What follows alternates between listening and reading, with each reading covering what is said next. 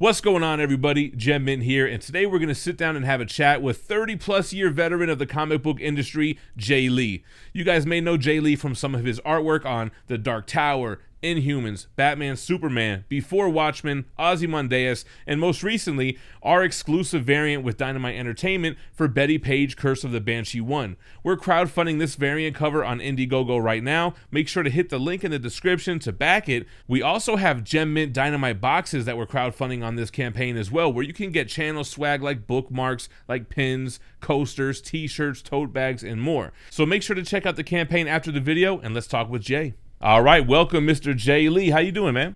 I'm doing great. How are you? Doing good. Thank you so much for coming on here.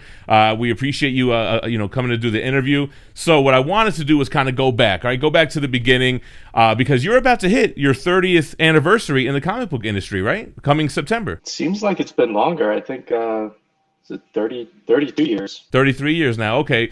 So when you started in the industry, you got in at a young age, right? I think you were around 19 years old or so? I was 18. Most artists, I'm sure you've been drawing ever since you could remember. When was it that you started to take it serious? Like, wow, I think I could really do something with this. Considering it was the only thing I knew how to do, I had to take it very seriously from the beginning.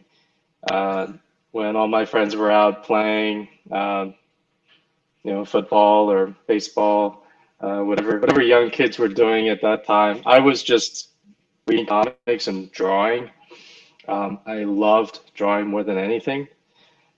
So I took it pretty seriously from, I think, when I was about 12 years old. That's awesome. So you were already a fan of comics. What were some of the comic titles that you were into, 12-year-old Jae Lee, before you got into the industry? Well, my first comic book that I bought was Secret Wars issue number 2. I was I was at a 7-Eleven.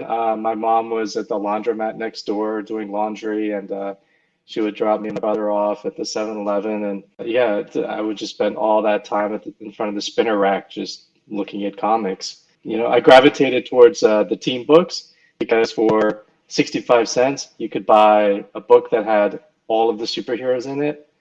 I couldn't afford to buy Superman, Batman, Wonder Woman, all the books separately. So when I saw Secret Wars, I said, this is the comic that I want to buy, just so that it has everybody in it.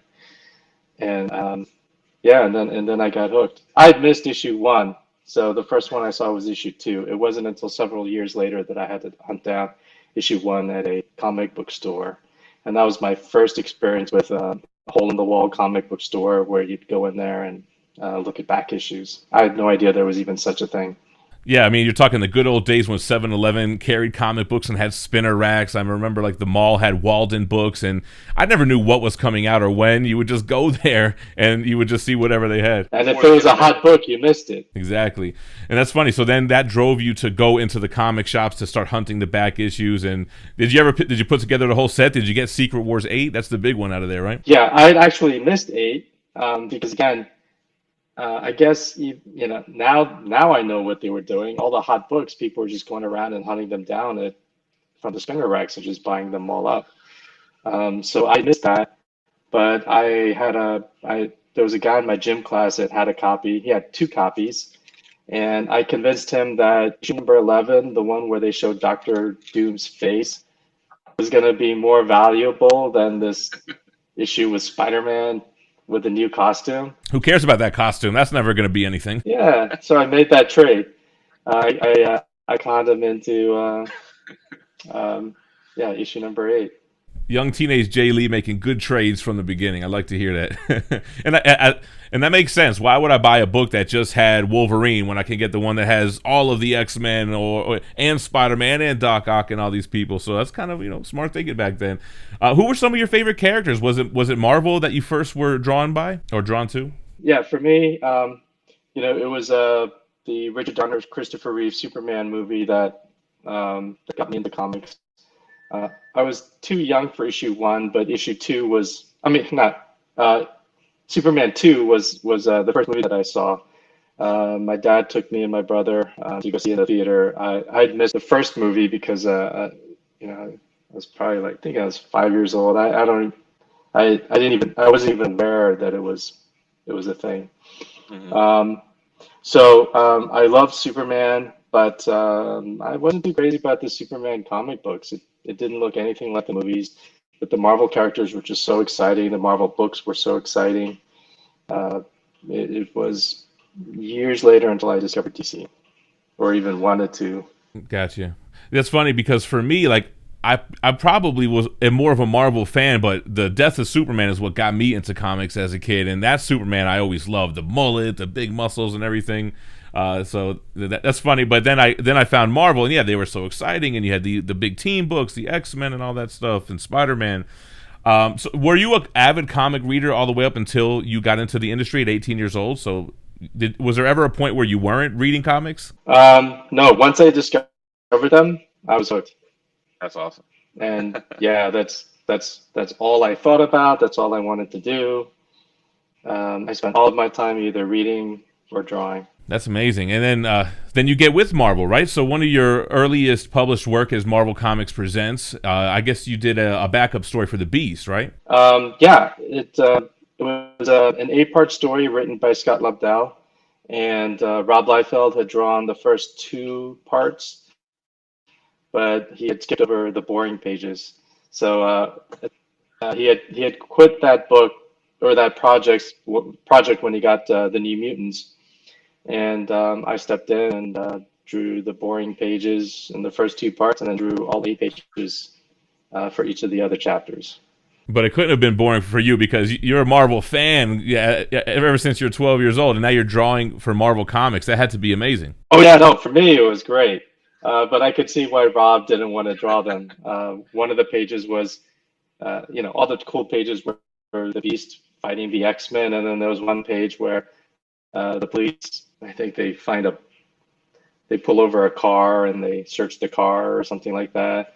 And then in the page in the next issue was the Beast when he was in high school playing football as a teenager. So I could see why he wouldn't want to draw that.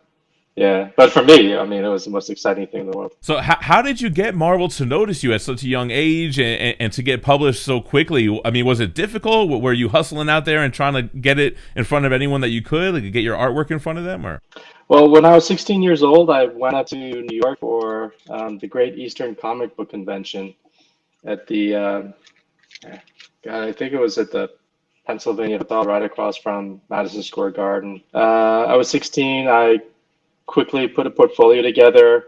I hadn't planned on going, so when I decided to go, I felt like I needed to, work on a portfolio. And I think I had about 4 or 5 pages of the Silver Surfer flying through space. There was nothing going on. It's just him surfing. I wasn't even telling a story. And then I just had a bunch of loose sketches on notebook paper. So I was that nightmare kid that creators would see at a convention where they go, can I show you my work? And I just whip out a whole binder full of stuff and expect them to look through everything. Yeah, and when I went over to one of the editors, I didn't know who he was at the time, but it ended up being an editor at DC, and he looked at my work and he just laughed at it, and then he turned around and showed it to another editor and said, "Look how terrible this looks." What? And then they both laughed at it, and I was crushed. I don't remember what I was thinking at the time, but there was a guy standing there that saw the whole thing. And he came over, and I must have looked like I was about to cry because he said, "Hey, let me take a look at your stuff." And then he looked at it and he said, "Well, you're very young. You still need a lot of work. I do this and that." He told me he was a writer, and he said, "Here's a sample script. This is what a script looks like. You can take it and do breakdowns, and just send me the work. And if it looks professional, I'll take it into the offices for you and just kind of see if there's any interest." And that writer was Scott Lobdell. At that time, he was trying to break it himself. And then I think about 2 years later, I went to art school. I was 18. I dropped out after 2 months, realizing that this is not what I wanted to do. I went to a technical trade school for commercial art. It was a 2-year program. The art's too banana. It was the first 2 months I spent there tracing letters because, you know, if you want to be a typesetter, you got to learn how to draw letters perfectly. And of course, a year later, it became obsolete because computers came out. So everything would have been, completely obsolete. But you know, that's great advice even for people today, because you know, when I put on, you know, Twitter or Facebook, hey, what kind of questions do you have for Jae Lee? You know, you always get the like, what advice do you have for new artists? And it sounds like you got to get out there. You got to put your work in front of people. And you always hear about these stories like pre-internet days. Like, do you think that is that obsolete as well? Going face to face, going to conventions, trying to show people your stuff when you have the internet? I guess it is. You have Instagram, you have Twitter, you have. There are completely unknown artists that are unpublished that have more followers than people that have been working in the industry for 40 years. Mm-hmm. So, I think talent will always win. If you do good work, people will notice, and it's just so much easier to get noticed these days. Mm-hmm. Whereas back then, you really did have to do the footwork and hope that you saw an editor on a good day. But, you know, now you just put your work out there and everybody can see it. I always correlate like music industry with the comic book industry. It's the same kind of thing. Like musicians would hustle their work, you know, back before the internet, and now you could just put it on SoundCloud or YouTube and people could hear it. So it's easier, but it's more oversaturated now, I would think. Yeah, you do have to filter out all the noise. But unlike music and writing, art it's so easy to engage somebody. All you need is one drawing that they'll love, and then that's it.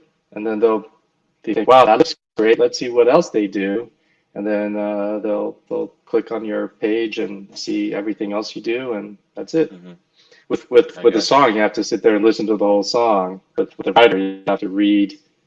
Right. You know, a big chunk of what they wrote. Yeah, the art's the visual method. And actually, you know, I've interviewed a few writers on this channel. You're the first artist that I've ever had the chance to interview. So again, thank you for coming. And I want to talk about your art because you have such a distinct style, which is why I love it. Like when you see a Jae Lee piece, you know right away that it's yours. Was that on purpose? Did you purposely want to do something to stand out, or was that just your natural way of drawing? Well, no. When I first started out, I was copying other artists.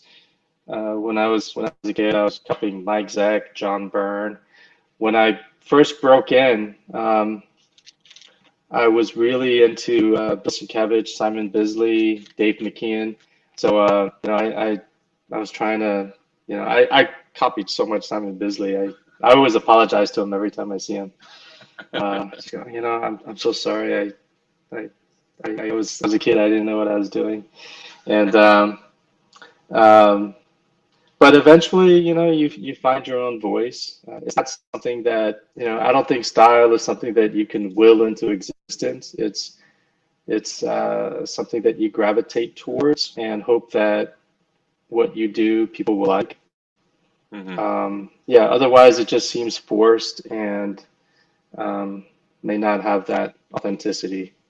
Speaking of John Byrne, one of your big breaks was the Namor Run. You followed in John Byrne's footsteps on the artwork when he left. Was that intimidating, or were you just a young kid that was confident and up for the challenge? A little bit of both. I was an arrogant young punk. There you go. You know, I'm just horrified that by some of the things that I've said, and I'm glad Twitter wasn't around, because if I had said that, it would come back to haunt me. I think I did a Wizard interview one time where I talked about how important art was, and that stories don't matter, and that storytelling doesn't matter, just as long as it looks cool. Well, it was the 90s, right? So I mean, yeah. But now, that's what an idiot I was. Yeah, artwork was huge in the 90s, because then you even did some like classic mutant stuff. You worked on some of the Executioner song stuff. Then you ended up working with Liefeld and Jae Lee during the early Image days on what was it, Youngblood, Strike Force, and Wildcats, right? So what was that like early Image? I mean, when I think young, arrogant kids taking over the comic book industry, I mean, Image Comics is like the first thing I think of. The only thing I knew at that time was Marvel. And back then, if Marvel had heard that you had talked to anybody in Image, you just heard that, oh my God, they're gonna fire me just for talking to them. So there was that fear of the unknown and what happened if I can't get work at Marvel anymore. So it's kind of like a leap of faith. There were creators that never jumped ship, and I'm glad I did.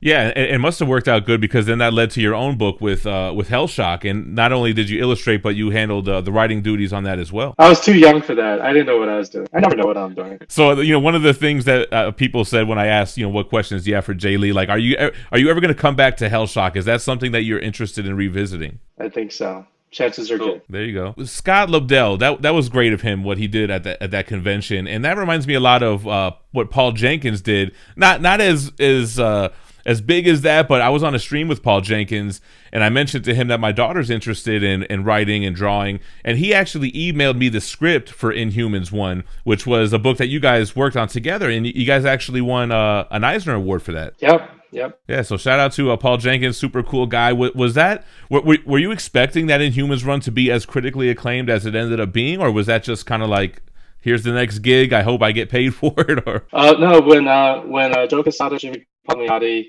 at that time they were heading up Marvel Knights. They had reached out to me about drawing one of their other books. I think it was The Punisher.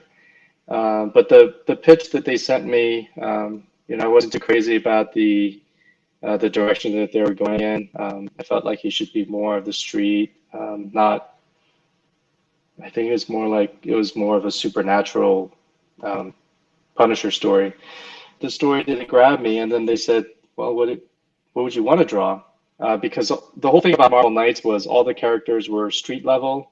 Right. And it was all gritty, like Daredevil, Black Panther, and the Punisher, and later on the Black Widow. So I kind of drew a blank, and I went through the official handbook of the Marvel Universe to see if anything struck my fancy. And then when I got to the I section, I said, the Inhumans. I haven't seen anything with the Inhumans in it in a long time. I thought they had a lot of potential. And so I said, Joe, I'd love to draw the Inhumans. And then he said, but this has nothing to do with the Marvel Knights line, where we want street level characters. Mm-hmm. And but they had faith in me, and then it was time to find a writer. And when I was doing Hellshock, there was a time when I pitched a crossover with DC. The Hellshock Hellblazer crossover, because I was like 21 years old, and I thought it'd be cool to have Hellblazer just because he had the name Hell in the title, and I had Hell. There you go. So that's all it takes for me to think that's cool. So I was reading up on all the Hellblazer books, and I saw Paul Jenkins' name, and I thought he had a great ear for dialogue.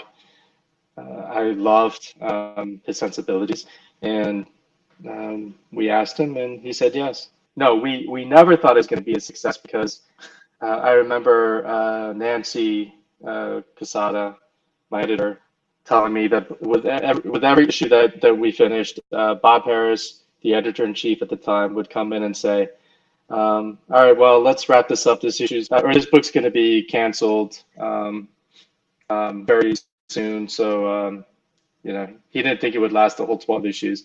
And then we turned in issue 2, and he said, well, yeah, it's not going to last more than 4 issues. So, yeah, no, we didn't think it would be a success. There was always a gun to our head, and I think everyone thought it would fail. So you mentioned Jimmy Palmiotti, and he actually replied on Twitter as well. And I don't know if this is an inside thing or not. He said, what was Jay's favorite character to draw on the Inhuman series? Yeah, I don't think there's any inside joke there, unless I'm forgetting something. I thought maybe, did you tell him you hated drawing, Black Bolt or something like that? I don't know. Yeah, no. God, I think my favorite character would have to be Lockjaw. Okay. The teleporting dog? Yeah. Yeah. I always thought he was a great character. In retrospect, I would have drawn it very differently now. Back then I was using a lot of photo references, and it became a crutch. So when I was drawing Lockjaw, I just drew a regular bulldog with a frog on it, with a fork on his head. Yeah. But now I would make him look more like the traditional Lockjaw, and he looks more like a cross between a cow, a bull, and a dog.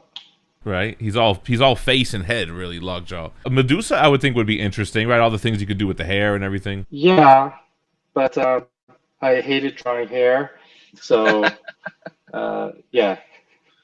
Cool. I was actually happy when Paul wrote in that he was gonna have Medusa's haircut. Oh, there you go. So take a load off your back. Are you still reading comics currently? I mean, I know it's tough to keep up with all the titles and everything, but are you still reading? Is there stuff that's out right now that you're really into? I haven't really read anything in ages. I can't even tell you the last thing I've read. I prefer rereading stuff that I grew up with. I have a hard time even looking at comics from the 90s. I was a part of that, so Right. It's Is it cringe now, looking back at it or something? yeah. I don't think guess. that stuff aged well. So for me, it's all the 80s stuff, the 70s stuff.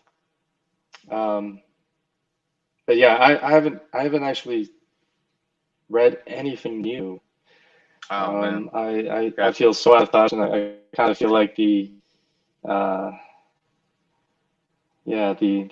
old man now.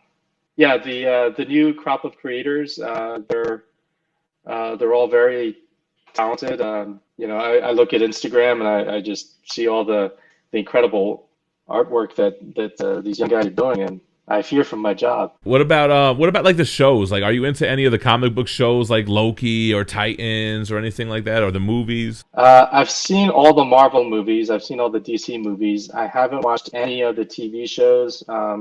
I still don't have the Disney Plus, so I'm behind on all of them. Gotcha. I'm dying to see them. I just kind of lazy about signing up and sitting down and watching it. Now, you mentioned DC, right? You end up working for DC doing before Watchmen, Ozymandias, and then Batman, Superman, which I don't know. When I think Jae Lee, I think the Batman, Superman stuff is the stuff I think about first. Would you say that that's probably your most noteworthy artwork that people know you for? Well, I think it's the last interior artwork that I did. I've done stuff here and there, but that was the last long-term project I've been on. But no, I don't think. I think the Dark Tower stuff is more what I'm known for, and Inhumans. Yeah, with the Dark Tower, right? So you worked on the comic series first, and then you ended up actually illustrating for one of the novels later on, right? Was it the book 8, I believe it was. Was there any interaction with Stephen King working on the Dark Tower stuff? Just in the very beginning, we did a panel together at the New York Comic Con when they announced the project, and that was incredible. Mm-hmm, right? Yeah, when I worked on the novel. I didn't really have any interaction with Stephen King. It was always through his agent or his rep. So information was relayed back and forth, but never directly. Yeah, the only time I got to meet him and talk to him face to face was at the convention. And then Stephen King is a whole nother level of creators. I mean, you work with a lot of big names, Grant Morrison, of course. A lot of guys that you worked with weren't. Jim Lee wasn't Jim Lee when you really worked with him, right? Later on, he became Jim Lee, but Stephen King has always been like a legend. So I guess I don't want to ask were you intimidated, because I already asked you that when it came with John Byrne, but was there a sense of, man, I really hope Stephen King digs my stuff? Yeah, it was. It's a whole another level of intimidation. But my main concern was, when I bring the when I do the visuals for Dark Tower, I'm always going to second guess myself, because I'm not thinking what these characters should look like. I'm thinking what Stephen King thinks the characters would look like. But in the beginning, he did pass on a message to me saying, "Do whatever I want. That I'm the artist, and he's a writer. He's not going to tell an artist how to draw." And I thought that was incredibly gracious of him. But then I kind of abused that and went a little overboard. There was a time, I can't remember what issue it was. I think it was volume 2, where we had to show John Farson. He's one of the big villains of the story, but he's more of a behind the scenes kind of guy. He's not really described in the books or featured in the books. It's just one incarnation of the character. And in the book, the only description they have from the novels is he's tall, he wears a trench coat, and he's got long blonde hair. And I thought, that just kind of sounds like Fabio. Doesn't sound like an intimidating guy. So when I had to draw him, I thought, well, he could have long blonde hair underneath a red, scary-looking devil mask. And then I put him in this like a samurai outfit, and he carried a samurai sword. And when I drew it, I thought, oh, this is getting rejected. But I was so late with the book because I kept redrawing pages. I would send in pages that would get approved, but then I wasn't happy with them, so I would end up redrawing them. So my version of John Farson was faithful, a cowboy guy with long blonde hair and a trench coat. But then when I redrew it, I turned him into the samurai guy, and I turned him in, I think, 2 days before the book was going to press. And I got a call from the assistant editor, John Barber. He yelled at me. He cursed me out and said, "You can't do this." But they had Stephen King approve it really fast, and he loved it. And so the John Farson you see is, not exactly following directions. But see, that's what I explained. I thought, well, he could be wearing that under the trench coat. He could have had that samurai leather under the trench coat, and who's to say that he doesn't have long blonde hair underneath that red mask? Well, hey, Stephen King loved it, and great advice he gave you, and that really kind of, it made me feel comfortable. So I know you were probably like, all right, that's so cool that he said, hey, you're the artist, do your thing, and then that's probably what he wanted. You went, like you said, maybe overboard, but you did your thing on it, and he liked it. You mentioned drawing on paper and such. Are you still a traditional artist, or have you moved over to digital at all? A little bit of both. It's primarily old school pencil on paper, and then I'll rely on the digital stuff to achieve certain effects. It's not a tool that I'm very comfortable with at all. So just like if it's a necessity and there's something you want to achieve. Are there any projects that you're currently working on now that you're able to speak on? Anything that we could look forward to from Jae Lee? Well, I just did the Betty Page variant for Dynamite, and I guess that's coming out soon. Yeah, we're actually doing an Indiegogo campaign for it, and it's just a 30-day campaign. There's about 25 days left, so it'll be shipping shortly after that. Amazing cover as well. It just screams Jae Lee, and that's what I loved about it. It's just so distinct, and she looks great. One last and I thing love artwork in that time period, like pinups and such. So like it's just fun to do. For sure. Now on this channel, we do a lot of statue reviews, and we're big into like the high-end collectibles. Any interest on working with like one of those kind of companies to produce statues based off your artwork? That's not a market that I'm very knowledgeable about.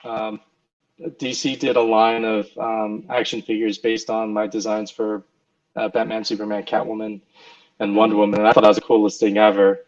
But that was the only time that I even saw the toys. So I mean, it'd be great to have, but my knowledge is very limited in that Gotcha. department. Not really your sandbox, but the DC, were they action figures or were they those black and white little minis? Oh wait, they did a black and white statue as well. Right, I thought they did. Yeah. Superman ones, yeah, with the movable action figures. But Awesome. yeah, it's incredible the kind of realism that they can achieve on some of these statues. Yeah, no, for sure. And they get better and better every year. It's like the technology improves, and yeah, they're really incredible. Last thing before I let you go, Jay, and I appreciate your time. Are there any characters or any books that you would be excited to work on, stuff that you would like to do? You know, for me, it's not about the characters. It's always about the story. Like, you know, you can take the worst characters and do something amazing with them. Like, that's what, you know, Alan Moore built a career on. Mm-hmm. So for me, it's just whoever can tell the best story. That's what I want to draw. Awesome, makes sense. Jay, anything that you want to say to anyone watching before we let you go? Just thank you for watching this, and just stay safe, everybody. Thank you so much, Jay.